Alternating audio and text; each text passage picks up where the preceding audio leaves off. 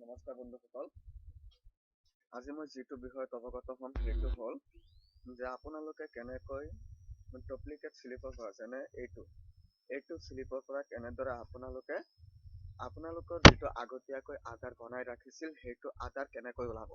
কিছুমানৰ এনেকুৱা আছে, কিছুমানৰ জন্ম নীতি নিমিলে, পিন নম্বৰ নিমিলে আৰু ডেট অফ বাৰ্থ নিমিলে, আপোনাৰ যে নাম নিমিলে, মোবাইল নম্বৰ নিমিলে। এইবিলাক নিমিলাৰ কাৰণে আপোনাৰ কি হয় 1947 যেতিয়া কল কৰে তেতিয়া UIDAI পৰা আপোনাক যিমানখিনি সহায় কৰিব লাগে, যিমানখিনি তথ্য দিব লাগে সেই ডাটাখিনি নিদিয়ে, ফলত আপোনালোকৰ বহুতো দিগদাৰ হ'ব পাৰে।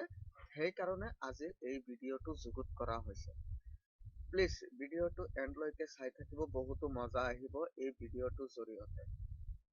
আজি এইটো ভিডিঅ' সমাধান কৰিবৰ কাৰণে তেনেহ'লে বলক মই স্ক্ৰীনত যাব লাগিব, কম্পিউটাৰ স্ক্ৰীনত যাই চাব লাগিব যে কেনেদৰে মই এই প্ৰচেছটো কৰিব পাৰোঁ আৰু কেনেদৰে আপোনাৰ হেৰাই যোৱা আধাৰটো মই আকৌ ঘূৰাই আনিব পাৰোঁ।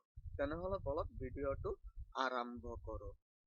ভিডিঅ'টো আৰম্ভ কৰাৰ আগতে মই এটা কথা সকলোকে কৈ লওঁ, যিসকল ব্যক্তিয়ে মোৰ চেনেল ছাবস্ক্ৰাইব কৰা নাই চেনেল ছাবস্ক্ৰাইব কৰি দিব, লাইক কৰি দিব, কমেণ্ট কৰি দিব আৰু শ্বেয়াৰ কৰি দিব, কাষত থকা বেল আইকনটো বজাই দিব। আপোনাৰ এটা ছাবস্ক্ৰাইব, লাইক, কমেণ্ট, শ্বেয়াৰতে মোৰ বহুত ভিডিঅ' বনোৱাত আগ্ৰহৰ যোগাব। গতিকে ভিডিঅ' লাইক, কমেণ্ট, শ্বেয়াৰ কৰি দিব। তেনেহ'লে বলক ভিডিঅ'টো আৰম্ভ কৰোঁ। এতিয়া চাওক, মই ফাইলটো এতিয়া কম্পিউটাৰ স্ক্ৰীনত লৈ গৈছোঁ। স্ক্ৰীনত লৈ যাই এতিয়া সাৰ্চ ব্ৰাউজাৰত টাইপ কৰিছোঁ UIDAI। এনেদৰে টাইপ কৰাৰ পিছত চিম্পলি ইয়াতে ক্লিক কৰি দিছোঁ। ক্লিক কৰি দিয়াৰ পিছত অলপমান সময় ল'ব। সময় লোৱাৰ পিছত এনেদৰে এটা ইণ্টাৰফেচ খোল খাব, য'ত প্ৰথম লিংকটো আছে UIDAI। মই UIDAI এইটো ক্লিক কৰিলোঁ। ক্লিক কৰাৰ পিছত অলপমান সময় লোৱাৰ পিছত এনেদৰে এটা ইণ্টাৰফেচ খোল খাব। সেইটো ইণ্টাৰফেচ খোল খোৱাৰ পিছত চিম্পলি আপোনালোকে ইংলিছ যিটো লেংগুৱেজ আছে ইংলিছত ক্লিক কৰিব। ইয়াত বহুতো ভাষা আহে, আপোনালোকে যিটো ভাষা পছন্দ কৰে সেইটো ভাষা চিলেক্ট কৰি ল'ব। এতিয়া আমাৰ হাতত যিটো ৰিচিভ আছে এইটো ৰিচিভৰ দ্বাৰা ইয়াত চেক কৰি চাম ইয়াত কি ৰিজন আহে। ইয়াত চেক আধাৰ ষ্টেটাছ বুলি লিখা আছে, মই চেক আধাৰ ষ্টেটাছত ক্লিক কৰিলোঁ। ক্লিক কৰাৰ পিছত নেটৱৰ্ক কমজোৰি হোৱাৰ কাৰণে এনেদৰে অলপ ঘূৰি আছে, কোনো প্ৰব্লেম নাই।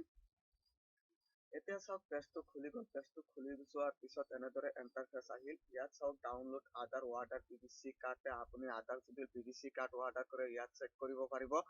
আৰু এতিয়া মোৰ চেক কৰিব লাগে বিশেষকৈ যিটো মোৰ মেইন ৰিজন সেইটোৱে চেক কৰিব লাগে। ইয়াতে চেক কৰিবলগীয়া হ'লে মোৰ চেক ইনৰোলমেণ্ট এণ্ড আপডেট ষ্টেটাছত যাব লাগিব। আপডেট ষ্টেটাছত যোৱাৰ পিছত চিম্পলি ইয়াতে ইনৰোলমেণ্টটো টাইপ কৰিব লাগিব, যিটো মোৰ ইনৰোলমেণ্ট দিয়া আছে 2798।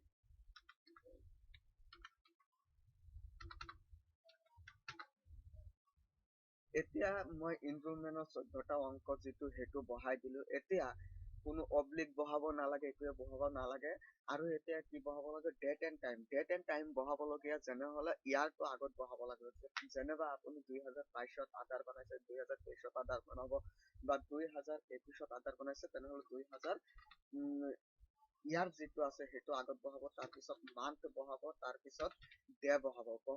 বহোৱাৰ পিছত তাৰিখখিনি শেষ হৈ গ'ল। এতিয়া সময় বহাব লাগিব। সময়খিনি যেনেদৰে আছে ৰিচিভত ঠিক তেনেদৰে বহাই দিব। মই ঠিক তেনেদৰে বহাই দিছোঁ। এইটো আকৌ ইয়াৰ পৰা অলপ কপি কৰি ল'ব, কপি কৰি লৈ এনেদৰে থৈ দিব। থৈ দিয়াৰ পিছত ইয়াতে কেপচা কোড দেখাই পাইছে, চিম্পলি কেপচা কোডটো এইদৰে টাইপ কৰি দিব।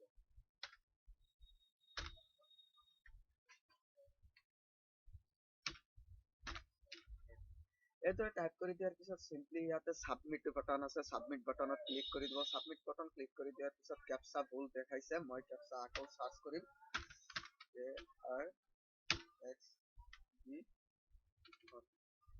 এতিয়া এইটো দেখুৱাৰ পিছত চিম্পলি মই কি কৰিম, ইয়াতে সাবমিট অপশ্যনত ক্লিক কৰিম। সাবমিট অপশ্যনত ক্লিক কৰাৰ পিছত ইয়াতে ৰিজনটো চাব পাৰিম। ইয়াত আছে request accept status, validation status আৰু আছে কমপ্লিটেড। মই ইয়াতে ৰিজনটো চাম। We found matching duplicate for your enrolment request if you enrol in the past and forgotten. মানে পাষ্ট মানে অতীতত কোনোবাই এনৰোলমেণ্ট বনোৱা হৈছিল, অব্লিক লষ্ট ইউৰ আধাৰ নম্বৰ, হয়তোবা আপুনি আধাৰ নম্বৰ হেৰাই গৈছে, on enrolment number You may retrieve the same by accessing lost EID/UID section from our portal www.uidi.gov.in. ইহঁতৰ তাত হেল্প খুজিব কৈছে বেছি জানিবৰ কাৰণে।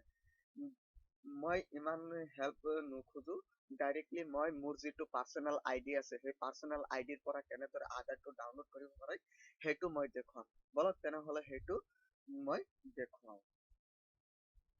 এতিয়া চাওক ইয়াত এটা ইণ্টাৰফেচ আহিল logging to easy print. Easy print এটা ইণ্টাৰফেচ আহিলে। ইজি প্ৰিণ্টত যাই মই কি কৰিম, লগিং নাও কৰিম। লগিং নাও কৰাৰ পিছত চিম্পলি পেজটো খুলিব। পেজটো খোলাত অলপ সময় ল'ব। ইয়াত চাওক লগিং সাকসেসফুল দেখাইছে। অলপ সময় লোৱাৰ পিছত চিম্পলি কি কৰিব লাগিব, ইয়াত অলপ সময় দিব লাগিব পেজটো খোলাৰ কাৰণে। এতিয়া চাওক পেজটো খুলি গ'ল। এতিয়া ইয়াত আছে পান পিডিএফ কামিং সুন। পান পিডিএফৰ বিষয়ে আহি আছে। ছবি লোক আপোনাৰ পাছৱৰ্ড চেঞ্জ কৰলো এইবিলাকে লিখা আছে। মই বাৰু বেলেগৰ পৰা আইডি লৈছো, আপোনালোকে যদি লাগে তেনেহলে মোলৈ কন্টাক্ট কৰিব। মই বেলেগৰ পৰা আইডিটো লৈ দিম। আইডি লোৱাত কোনো চাৰ্জ নালাগে। আপোনালোকে কোনোবা ফ্ৰডত টকাও নিদিব। টকা দিলে আপোনালোকৰ বেকাৰ যাব টকা। আইডিত মাত্ৰ টপ আপ ৱালেটে ৰিচাৰ্জ কৰিলেই হৈ যাব। তেনেহলে বলক মই প্ৰচেছটো দেখাও কেনেদৰে আপোনালোকে আধাৰ পিডিএফ ডাউনলোড কৰিব। চিম্পলি ইয়াত দেখা পাইছে গেট আধাৰ পিডিএফ, এইটো ক্লিক কৰিব। ক্লিক কৰাৰ পিছত চিম্পলি ইয়াতে চাব পাৰিব মই ইয়াতে আগতীয়াকৈ কেইটামান উলিয়াইছো। ইয়াত ডেট এণ্ড টাইম বহাইছো, ইনৰোলমেণ্ট নাম্বাৰ বহাইছো, বহাই কিনে এইটো কৰিছো। এইবিলাক পিডিএফ ডাউনলোড হৈ গৈছে। চিম্পলি এইদৰে দুটা ৱাইটিং লিষ্টত আছে, এতিয়া ৱাইটিঙত আছে। এইটো আহি পাব, যিহেতু যোৱাকালি বহাইছো মই পিডিএফত ৩,৮০০ মানত আছে। এতিয়া এইটো আহি যাব। তেনেহলে মোৰ এইটো চাব লাগিব যে এতিয়া কেনেদৰে কৰিব লাগে মই সেইটো দেখাম। এতিয়া চাওক যিটো ৰিচিপ্ট আপোনাৰ ডুপ্লিকেট দেখাইছে সেইটো ৰিচিপ্ট ইয়াত আপোনাৰ ইনৰোলমেণ্ট আইডি বুলি লিখা আছে। ইয়াত ইনৰোলমেণ্ট আইডিটো টাইপ কৰিব। যেনিবা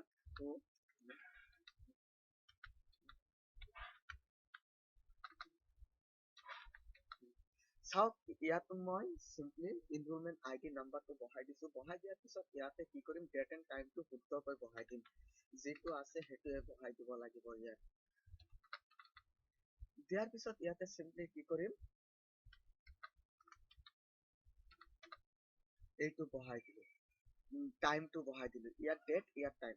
মোৰ ইনৰোলমেণ্ট আইডি বহাই দিয়া হ'ল, ডেট বহাই দিয়া হ'ল আৰু টাইম বহাই দিয়া হ'ল। এতিয়া নেমটো বহাই দিম। এতিয়া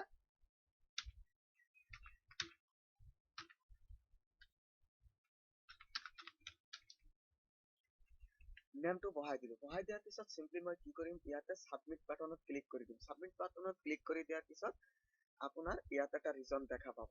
সাবমিট বাটনত যেতিয়া ক্লিক কৰি দিলো, ক্লিক কৰি দিয়াৰ পিছত চিম্পলি এইদৰে ৱাইটিং লিষ্ট আহিব।